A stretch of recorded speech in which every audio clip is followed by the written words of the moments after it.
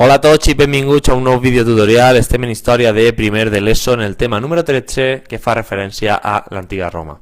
Encetem aquest vídeo anunciant que avui tractarem l'apartat de l'imperi, la tercera i darrera etapa de la civilització romana que assenta definitivament la seva cultura arreu de les seues terres. Així doncs, farem, en primera instància, un repàs a les formes de govern imperials i, seguidament, tractarem l'evolució política des del naixement de l'imperi fins a la seva desaparició. D'entrada, després de la mort de Cèsar, el seu fill adoptiu, Octavi, s'enfronta en una nova guerra civil amb Marc Antoni, amb la victòria final del primer. D'aquesta manera, Octavi fou nomenat pel Senat l'any 27 a.C. com August de la República, que significa literalment elegit pels déus, i esdevingué el primer emperador de Roma. Quines diferències bàsiques trobem amb la República? Doncs fonamentalment que és ara l'emperador qui controla les institucions directament, convocant personalment el Senat, reunint els comicis, nomenant magistrat o fins i tot dictant edictes imperials.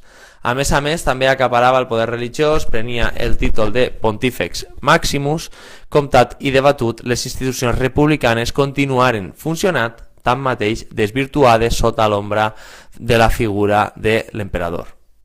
Per consegüent, s'iniciava així el camí cap a la veneració de la figura imperial d'aquesta, que es convertí en obligatori.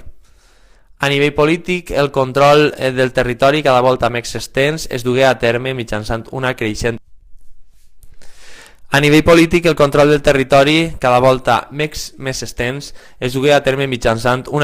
administració i una burocratització de l'Estat.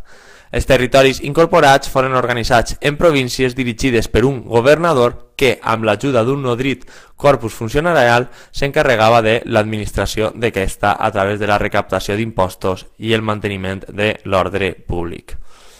Al remat, aquesta vastedat dels dominis suposarà un greu problema per a Roma, sobretot per la impossibilitat de controlar els cabdills militars i les oligarquies llunyanes de la pàtria. Tot seguit tracem una evolució política sota les figures imperials més influents.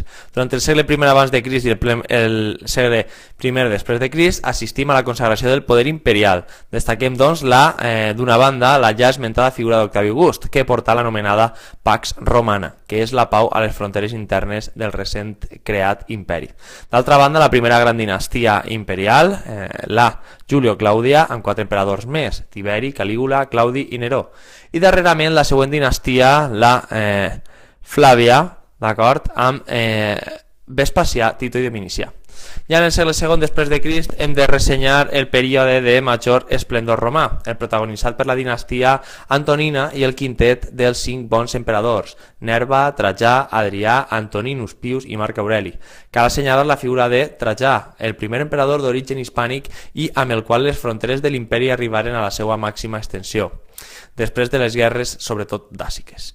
I també la del seu fill adoptiu, Adrià, també hispànic i amant de la cultura i l'art hel·lenístic. Assistim a allò que s'anomena com romanització, en efecte, l'adopció per part de les províncies conquerides de la cultura romana, les institucions, els costums, la religió. No obstant això, és a partir de l'assassinat de Còmodo, el 193, quan de nou els conflictes interns sacsejaren l'imperi, que se sumí en una profunda en el seu inici de la seva destrucció. Després, a les darreries del segle II i l'entrada del segle III, la dinastia Severa, amb Septimi Sever, Caracalla, Macrino, Elegàbal i Alexandre Sever, intentà reformar l'estructura estatal romana en un context de crisi aguda que acaba amb l'anomenada anarquia militar i 2 figures més sense gaire rellevància, la de Maximí el Traci i la de Numerià.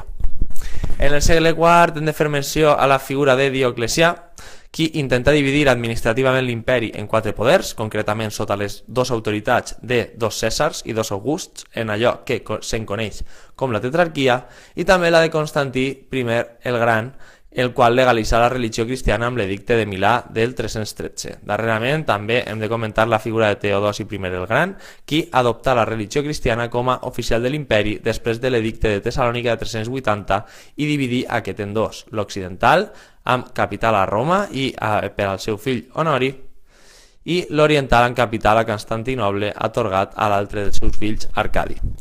Darrerament, ja en el segle V després de Crist, estigué farcit d'emperadors, usurpadors, conspiradors, que juntament amb la crisi de l'estructura estatal romana i les pressions bàrbares acabaren en la destrucció d'aquest, quan l'últim emperador romà d'Occident, Ròmul Augustul, fou deposat pel bàrbar Odoacre.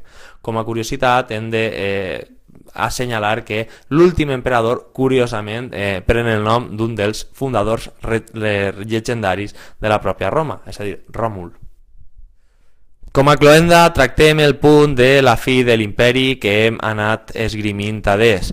La crisi del segle III després de Crist fou irresistible pel poder imperial i la divisió d'aquest vast territori el descompongué fins a la seva caiguda definitiva al 476 després de Crist.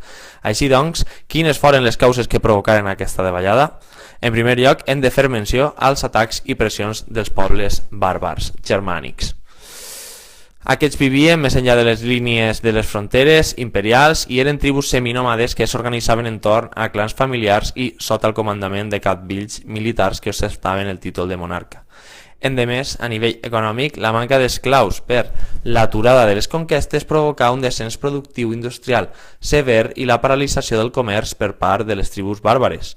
Així mateix, això es traduïa en una dificultat afegida per recaptar impostos i, per consegüent, una pujada d'aquests amb la qual cosa les rebel·lions dins de les fronteres imperials que comportaven revoltes i assassinats fins i tot d'emperadors.